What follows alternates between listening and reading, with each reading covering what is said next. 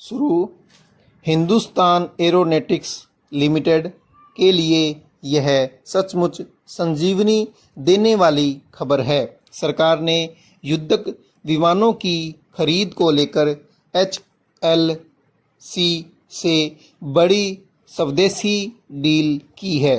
इसके तहत भारतीय वायुसेना को HAL-83 नए स्वदेशी LCA तेजस मार्क 1A युद्धक विमान उपलब्ध कराएगी।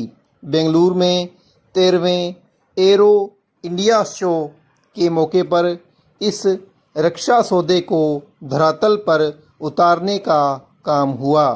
HAL के बारे में पिछले वर्षों से लगातार ये खबरें आ रही थीं कि यह वित्तीय संकट से जूझ रही है। कहा तो यह भी जा रहा था कि एक वक्त में तो उसके पास अपने 30,000 कर्मचारियों को वेतन देने तक के पैसे नहीं थे। तब HAL प्रबंधन तक को सफाई देनी पड़ी थी। हल्के लड़ाकू विमानों और हेलीकॉप्टरों का अनुबंध होने पर स्थिति में सुधार की उम्मीद है। विपक्षी दलों ने तब सरकार पर आरोप लगाया था कि फ्रांस के साथ रफाल ऑफसेट अनुबंध से HAL को वंचित कर उसे कमज़ोर कर रही है। हालांकि सरकार ने इन आरोपों को खारिज करते हुए कहा था कि कांग्रेस नीति सरकार ने कभी भी HAL को मजबूत करने की दिशा में प्रयास नहीं किया। हालांकि इस बात की HAL ने एयरक्राफ्ट डिवीज़न में तेजस मार्क 1 के अलावा 222 सुखोई विमानों का ही ऑर्डर रह गया था। इनमें भी सुखोई विमानों की आपूर्ति हो चुकी है। तेजस का ऑर्डर भी अगले 2 साल में पूरा होने वाला है। ऐसे में कंपनी के फिक्स्ड विंग के पास मेंटेनेंस और ओवरहॉलिंग के अलावा कोई काम नहीं था। तेज मार्क 1A के 48,000 करोड़ रुपए के अनुबंध के साथ HAL का बुक ऑर्डर अब लगभग 80,000 करोड़ रुपए का हो गया है। यह गौरव का विषय है कि भारत लगातार रक्षा क्षेत्र में उन्नत और अत्याधुनिक तकनीकों और सिस्टम के स्वदेशी डिज़ाइन के युद्धक विमानों के विकास और निर्माण की अपनी क्षमता को लगातार बढ़ा रहा है। भारतीय सीमाओं पर चीन ने जिस तरह से नज़रें गड़ा रखी है और आतंकवाद को प्रश्रय देने की पाकिस्तान की नापाक करतूतें लगातार सामने आ रही है, उसे देखते हुए यह जरूरी भी था। नेक्स्ट, हमें तकनीक के मामले में विदेशी निर्भरता को भी शून्य तक लाना होगा। वैसे भी सैन्य दृष्टि से दूसरे देशों की तकनीक पर आंख मूंद कर भरोसा नहीं किया जा सकता। लक्ष्य पर पहुंच जाएं तो यह स्वदेशी एरोस्पेस उद्योग के लिए भी मील का पत्थर साबित होगा।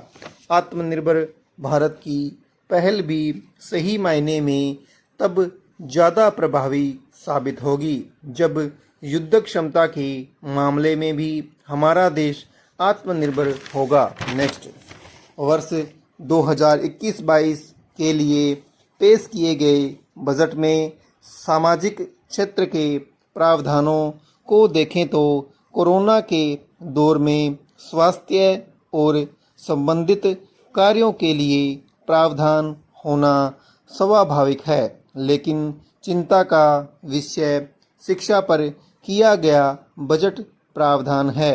सरकार ने लगातार शिक्षा की बात की है, यहाँ तक कि कोरोना के बीच नई शिक्षा नीति तैयार की और पेश की।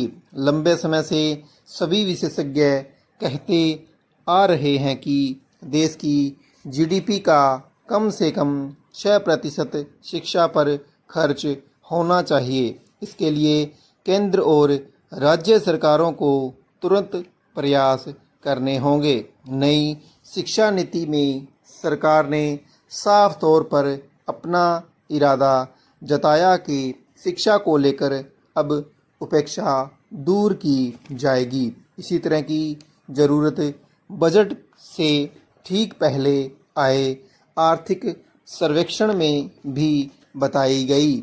ऐसे में सभी को उम्मीद थी कि शिक्षा को लेकर कुछ बड़ा किया जाएगा।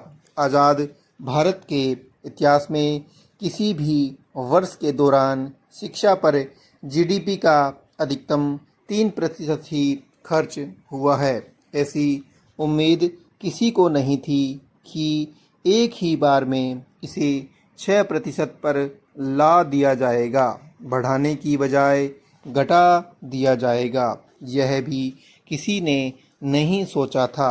सामान्य रूप से ही देखें तो पिछले वर्ष के 99,000 करोड़ रुपए के मुकाबले इस बजट में 6,000 करोड़ रुपए कम दिए गए हैं।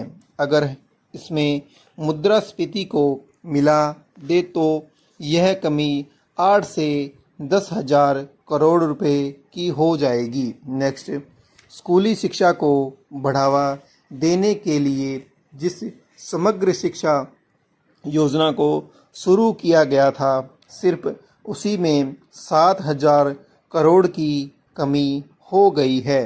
कुछ लोगों का कहना है कि कोरोना की वजह से यहाँ ज़्यादा धन की ज़रूरत नहीं होगी, इसलिए ऐसा किया गया है। यह सही है कि पिछले साल जो लगभग 38,000 करोड़ रुपए आवंटित किए गए थे, उनका पूरा खर्च नहीं होता।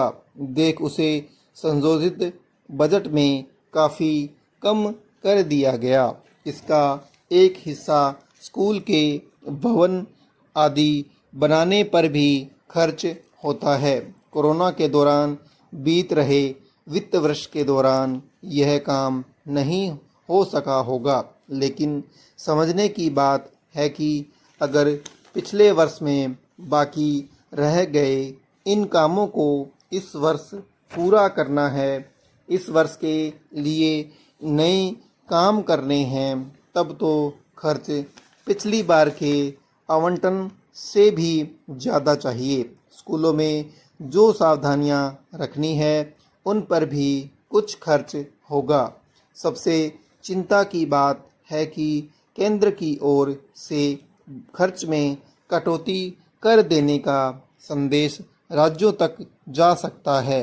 वहाँ भी अगर कटौती होने लगी तो बहुत बुरी स्थिति हो जाएगी। नई शिक्षा नीति में बहुत सी नई बातें कही गई हैं जिनका जल्द से जल्द क्रियान्वयन करना है। इनमें से कुछ तो प्रबंधन से जुड़ी है, उन पर बहुत खर्च होगा, लेकिन स्कूल पूर्व शिक्षा यानी पहली कक्षा से पहले की पढ़ाई की व्यवस्था करनी है तो उसके लिए नए कमरे चाहिए, शिक्षक चाहिए होंगे, उनको प्रशिक्षण देना होगा। बच्चों को मातृभाषा में ही शिक्षा देनी है तो उसके लिए शिक्षक और प्रशिक्षण की ज़रूरत होगी। छठी के बाद से ही वोकेशनल ट्रेनिंग उपलब्ध करवानी है तो उसके लिए स्कूलों में लैब बनानी होंगी, उस पर भी खर्च करना होगा। सभी मानते हैं कि आड़े वक्त में ज़रूरतों को सीमित रखना ज़रूरी होता है, लेकिन शिक्षा के संबंध में हमें हमेशा यह मानकर चलना चाहिए कि यह खर्च नहीं, निवेश है। भारत जैसे युवा देश के लिए इस निवेश का कोई विकल्प नहीं हो सकता है। विराम।